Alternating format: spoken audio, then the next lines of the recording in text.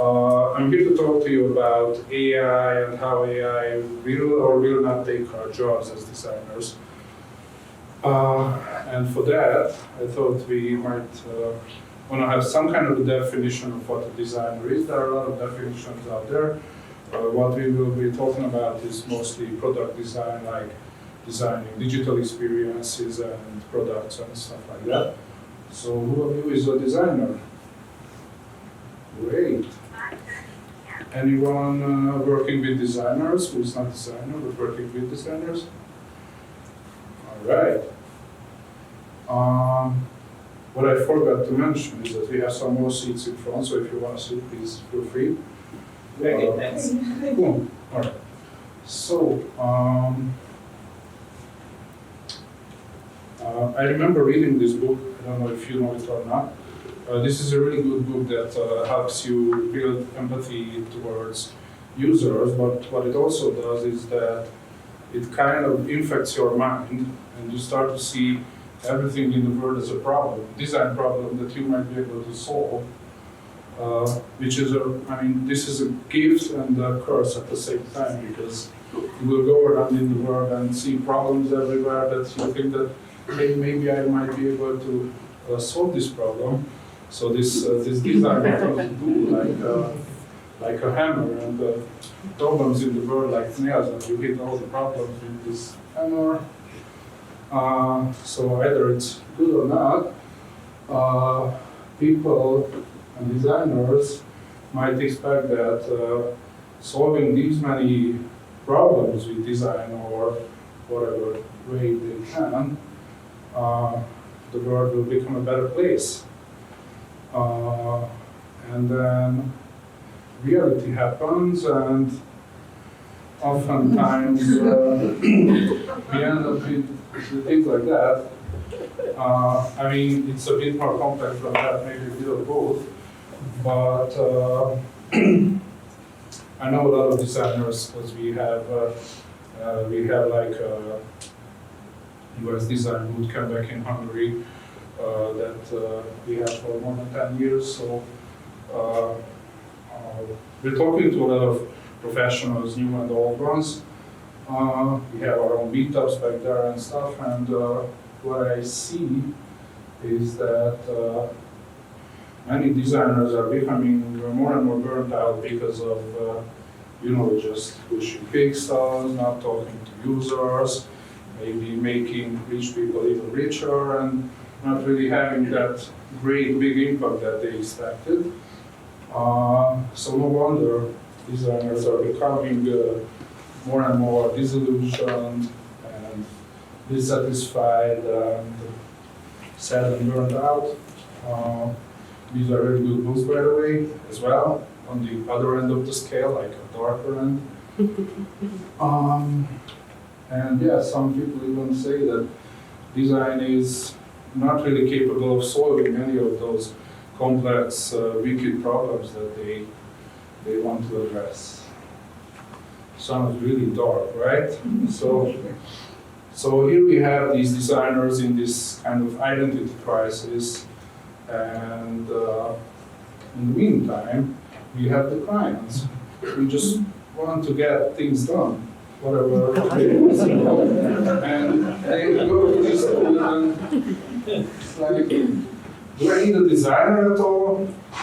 Okay, so let's look into that. We wanted to look into that because obviously it's a bit more complex than that. And as Megan mentioned, people are worried about AI taking jobs and stuff. And we wanted to understand that a bit better. So that's why we did this kind of research with a group of experts.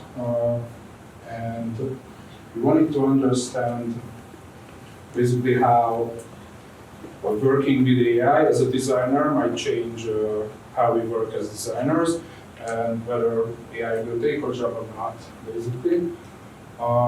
So let's resolve this question really quick. What we fear is this. So we have the time, the horizontal axis, and then things are getting done by human in the bottom and done by AI at the top. So we really fear this would happen, that AI just overnight would take our jobs and that's too bad and stuff. But the reality is that probably it will happen a lot slower, like not overnight, obviously, not a big surprise. Maybe a bit faster in some organizations, like big organizations, but we looked into it and didn't find facts and evidence that supports that companies are firing designers to replace them with AI entirely. Probably it will happen at some point, but probably like clients will decide to use, I don't know, some tool instead of a professional, but in product design, that I will talk about more, it's not likely.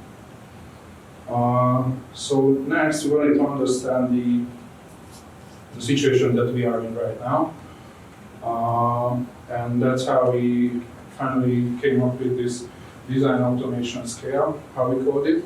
What we wanted to do is not to create existing tools that are either AI powered or AI design tools or whatever they advertise them to be. We wanted to rather have like a toolkit or a small framework that helps you, designers, decision makers, product people, to understand that in the different phases of product development, how can they use AI and whether AI is capable of doing this and that task. So I will go through that things. We checked many tools, of course, and wanted to understand what they are capable of, what they are not.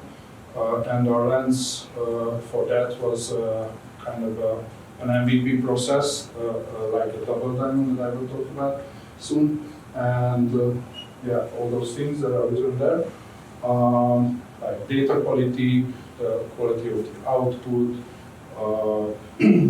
like collaboration with AI or people collaborating with each other and AI, and the amount of human oversight that you need to apply when using these tools, and also the major concerns, because there are many of those concerns with AI in general and with AI-powered design tools as well. So we looked into all that and came up with these 5 dimensions that we rated, but not for tools. Rather than tools, we looked into the steps of the MVP process and see how well AI is capable of doing those tasks and how do they perform along these dimensions. And the last one is like your special needs, because designers usually, if you ask a designer about something, they might respond that it depends. So yeah, it depends on your needs of your company, your team, and whatever your setup is. So I won't go through all of these in detail. We have it in the white paper. We have a few copies. Make sure to grab one. You can also download it from our site. So we have simplicity, data accessibility and quality, that is the input data, availability, how available those tools are, considering different factors, security and legal compliance, that's also a big topic in AI, especially when working with clients, with companies, and also ethics. Designers are usually interested in ethics, and there are a lot of ethical considerations when working with AI, either working on AI or using AI. So we spend a lot of time understanding these aspects as well, and specific needs, like maybe it's a good idea to use an AI tool, but implementing it in your workflows might pose such a big overhead that it's not really worth even starting, and like other things. So this was just an example. And yeah, for all of these dimensions, we gave scores from 1 to 5, 1 being the state where human creativity and expertise is required, and 5 being where AI can really perform well in that specific task. And yeah, we went through these 6 steps of MVP design. This is not necessarily by the book, but usually we go through these phases more or less. We do some research, then try to understand the customers, their journeys, problems, maybe build segments, personas, do some persona mapping, empathy mapping, whatever mapping. And then comes the visual part, prototyping, user testing. And yeah, let's see what we got. So I won't go into detail about all these, but we will have a better view on this soon. So market research performed relatively well, according to our findings. Customer journey mapping, segmentation, that's somewhere in the middle.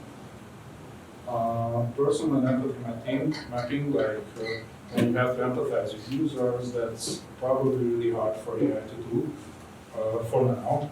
We'll see what happens later.